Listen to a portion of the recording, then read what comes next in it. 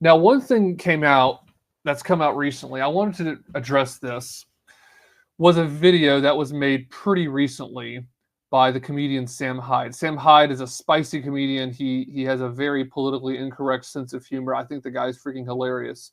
But one thing that he did, he made a video. It's titled "Dear Elon." It was, last time I checked, at over 7 million views, climbing and climbing. And in the video, he made a number of claims about basically things similar to what Ann Coulter has said. Things like bringing in people from the third world does not make them Thomas Jefferson's direct descendant. And we need to be very careful because bringing in people to take these jobs is not good for our economy. It's also not good for our culture. And he kind of went on from there. Now, what did I think of the video? I thought it was well spoken. I think there were times, yeah, he went onto sequiturs and onto tangents that had nothing to do with it. And I think that his speech would have been better received if he cut that out. But I understand it's kind of his style.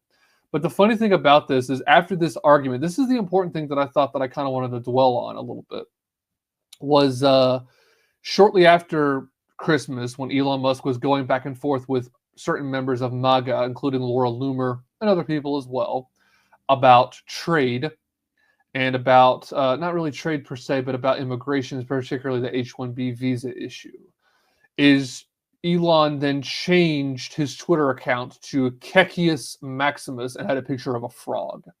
And then Sargon of Akkad, who I've not listened to in a long time, I don't really listen to him that much because he's kind of a classic liberal or just a English liberal. I don't want to put words in his mouth.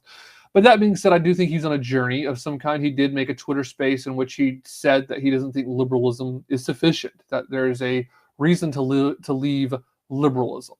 And I agree with that. I do think that there are reasons to not be a liberal still. And by liberal, you have to understand Elon is not talking about like a New Deal or even a Green New Deal liberal. He's talking about a classic liberal. That's why I had a Freudian slip and said classic liberal when talking about Sargon at first. But again, he calls himself an English liberal, so I don't want to put words in his mouth. But for a while now, Sargon has gone in a more populist direction. Even in 2016, he kind of flirted with it. You could tell when he was talking to Kyle Kalinske. For those of you who don't know, Sargon of Akkad had a conversation with Kyle Kalinske, and they had a lot of agreements on trade and populism. And that was an interesting conversation. I genuinely thought so, because it was clear that neither one of them had the most particularly good view of Trump, but they did see some of his appeal, especially with his policies on things like trade and to an extent immigration. Certainly Sargon thought his stance on immigration was good. And part of that had to do with the stuff that England was going through at the time with immigration from more Middle Eastern countries.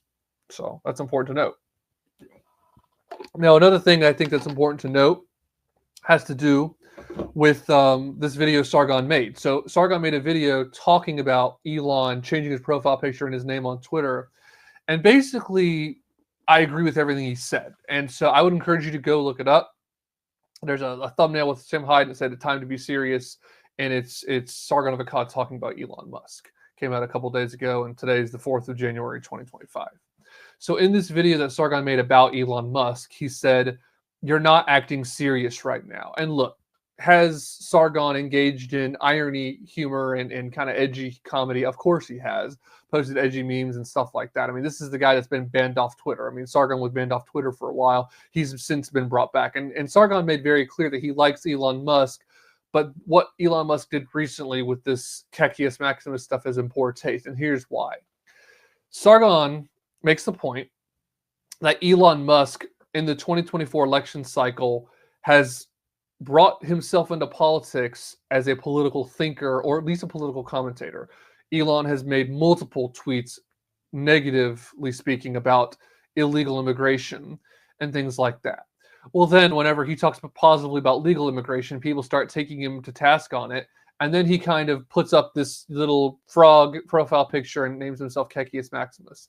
And it's sort of a distraction. You know, Sargon points out that a lot of Gen Xers will do this, of saying, well, when confronted, they kind of have this coping mechanism where they kind of say, well, you can't take what I say seriously. And okay, that's a broad brush. I know tons of Gen X men that don't do that. But Elon did it here, and he kind of proved a little bit of Sargon's point in the sense that some of what he said was probably true. So it's important to think of and consider. So yeah, the point Sargon makes is the right wing has a lot of attention right now. And it's true. When you think about it, we're getting a lot of eyeballs. When it comes down to it, the dissident right is getting a lot of eyeballs. And how do we know that? Mainline, mainstream conservatives are attacking us. So people like Sean Hannity and Charlie Kirk, Sean Hannity, who's on the radio and has a Fox show, and then Charlie Kirk, who has a radio show and also goes on all kinds of different stuff with Turning Point USA. And you can see this, by the way, with how some people are like, well, what are you talking about with Charlie Kirk? Well, Charlie Kirk, who calls himself an America Firster, has had people walk up to him at rallies who have brought up historical facts, like the Israeli bombing of the USS Liberty. And then Charlie Kirk will be like, that is incorrect. Do not spread conspiracy theories at this event. That is unacceptable. And the guy kind of laughed, the America Firster type who was asking this question at this Turning Point USA event, laughed and said, I mean, it's on the record. But anyway, he went on to ask his question. Well, recently, Candace Owens interviewed Phil was his first name, forget his last name right offhand, on her show. So you can find this on Candace Owens' show. It's labeled A Personal Announcement, where she interviews this individual who was a survivor, a Vietnam vet, and a survival of the USS Liberty bombing. And he called Charlie Kirk out and Ben Shapiro and said, you're calling this a conspiracy theory. It is not a conspiracy theory. I am willing to debate you. What do you hear from Charlie Kirk and Ben Shapiro? Absolutely nothing. They have no arguments against him. And so this is getting some more attention. So Charlie Kirk can posture like he's America First, posture like he cares about stuff. But he has, over time, kind of joined more of a libertarian area. He'll talk, for example, about things like the H-1B program and how good it is for capitalism. And he's also in the past even said things like, we need to stop this war on drugs, or at least we need to be easier on it. So Charlie Kirk has said stuff like that. So he is not really a paleocon. He's not really an America Firster. And then he attacks people, as I just said, who come to his events at Turning Point as somehow unacceptable or not okay to speak at his event, and ask the questions that they're asking. And there's 100 other things there too. I mean, you see this with Sean Hannity having Pat Buchanan on his show and hardly letting him get a word in edgewise. The hard right, the dissident right, the right wing, the new right, we're getting a lot of eyeballs. We are moving the Overton window in a better direction. And it's good. I make the point to people all the time. The Overton window for a while has been trans women are women, gay marriage is settled law, so it's therefore moral and okay, and we need to have Obamacare. So that's where the Overton window has been. It's moved so far to the left that it's about time for the Overton window, in other words, the index card of allowable opinion, to move to the right. And it's finally starting to. And to bring it back to what Sargon was talking about, or Carl Benjamin, I keep calling him Sargon of Akkad, but Carl Benjamin is his actual government name, but we know him on the internet as Sargon of Akkad. That's what he is on Britain still, on Twitter still. And he's a British influencer and political commentator, so I have no problem with calling him Sargon unless he actually told people to stop calling him Sargon. But if he wanted to, he would change his Twitter handle. So he's Sargon of Akkad, and I like calling him Sargon anyway. He will forever be Sargon to us.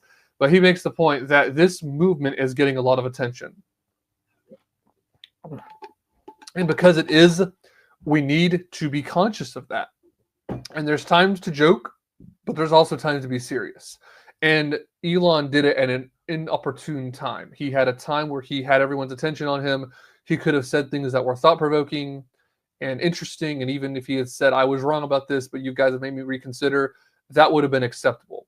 Instead, he tried to play it off as, haha, look at me, I'm kind of funny. And the way that he put it, I thought was very well spoken. Sargon said, you've gone from a good-natured king, so a good-natured king, someone that can laugh and joke a little bit, to a court jester. Don't mix up your role. Because then the funny thing is, then he said that the court jester, Sam Hyde, puts on his good-natured king crown and actually starts talking in a way that is reasonable, that is intelligent, that is nuanced. And rightly so. I mean, that was what you got in the Sam Hyde video. Not the whole time, but overall, sure. So that's an important thing.